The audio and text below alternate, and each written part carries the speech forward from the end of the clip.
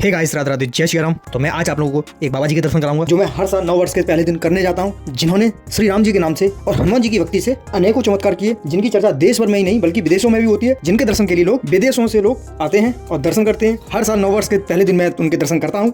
आज मैं आप लोगों को कराऊंगा। अगर दर्शन अच्छे से हो जाए तो कमेंट में जय श्री राम लिख देना। बाबा जी ने बहुत से चमत्कार किए। उन्हीं चमत्कारों में से एक चमत्कार ये है जब उन्हें बिना टिकट ट्रेन में पकड़े गए थे और उन्हें ट्रेन से उतार दिया गया था, तब उनके बिना, उनकी अनुमति के बिना ट्रेन आगे नहीं बढ़ सकी थी। तो ये चमत्कार देखकर वहाँ के गांव वालों ने उन्हें पहचान लिया था और वहाँ पे एक मंदिर बनवाया जिसका नाम पड़ा नीम करोली धाम, जिस वजह से इन्हें नीम करोली बाबा के नाम से जाना जाता है। वैसे बाबा जी का मंदिर देश भर में अलग अलग जगहों पर बना हुआ है। तो गाड़ी में आज मैं, बाबा, चाचा, ईसू और सभी बच्चा पार्टी है। नीम करोली जाते समय कुछ श्याम भक्त श्याम बाबा के निशान लेकर जा रहे थे, जो कि नीम करोली से 10 या 15 किलोमीटर दूर एक श्याम मंदिर है, वहाँ पे जा रहे थे। और नीम करोली जाते समय संख्या नाम की एक जगह पड़ती है। वो जगह भगवान बुद्ध को समर्पित है, जहाँ पर भगवान बुद्ध के बहुत से मंदिर हैं। तो सीधे पहुंचते नीम करोली पहुंचते ही देखा नया साल के मौके पर बहुत ज्यादा भीड़ थी और गाड़ियों को 2 किलोमीटर पीछे रोक दिया गया था मंदिर से। फिर क्या, गाड़ी को साइड में लगाकर पैदल निकल पड़ते हैं मंदिर की तरफ। आगे जाके देखा तो गाड़ियां इसलिए रुकी थी क्योंकि आगे सड़क बन रही थी। हमारे बाबा जी पीछे रह गए थे, वो भी आ गए हैं। उनके आने के बाद एक दुकान पर जूते चप्पल उतारकर हाथ धोकर ली फूल माला प्रसाद। और बाबा हर बार बाबा जी के लिए एक खोए का प्रसाद लेते हैं, उसे लेने के लिए हम आ गए की दुकान पर। वहाँ से लिया खोए का प्रसाद,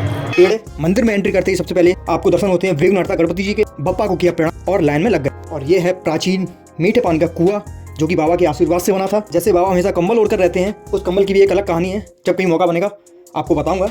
वैसे ही श्री राम, लक्ष्मण जी और सीता जी को भी कंबल यहाँ पे उड़ा रखा है। सर्दी का मौसम है। मंदिर में फिर हनुमान जी के दर्शन होते हैं। सब भगवान के दर्शन के बाद ही बाबा जी के दर्शन होते हैं। बाबा जी भी भगवान के एक भक्त थे, तो सभी भगवान के बाद ही बाबा जी के दर्शन होते हैं। और जब जब यहाँ पर आना होता है तब तब कीर्तन मिलता है, जो कि मन को शांति देता है। इसके बाद बाबा जी के फोटो के दर्शन होते हैं। फिर भोले बाबा के, आखिर में बाबा की साक्षात मूर्ति के दर्शन होते हैं, जो देखने में बिल्कुल साक्षात लगते हैं। और कहते हैं ना कि मन और दिल में श्रद्धा होती है तो बाबा के दर्शन हो ही जाते हैं। और आप चाहो तो दर्शन के बाद आराम से बैठकर भीड़ भाड़ से निकलकर हनुमान चालीसा की पाठ कर सकते हैं। सामने पूरी हनुमान चालीसा लिखी हुई है। तो भीड़ भाड़ से निकलकर हमने किया हनुमान जी का हनुमान चालीसा का पाठ। बाबा जी के दूसरे गुफा वाले मंदिर की तरफ चलते हैं।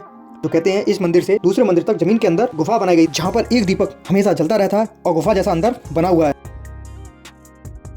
दर्शन करने के बाद यहाँ की फेमस चाट पापड़ी खाकर पेट पूजा की और कुछ घर के लिए सामान खरीदा और गाड़ी में लगाने के लिए हनुमान जी ले लिए। फिर निकल पड़ते सीधे घर की तरफ। रात में बाबा को चाय पीनी थी, एक दुकान पर रोककर गर्मा गर्म चाय पी और सीधे पहुंच जाते हैं घर। मिलते हैं नए ब्लॉग के साथ। राधे राधे, जय श्री राम।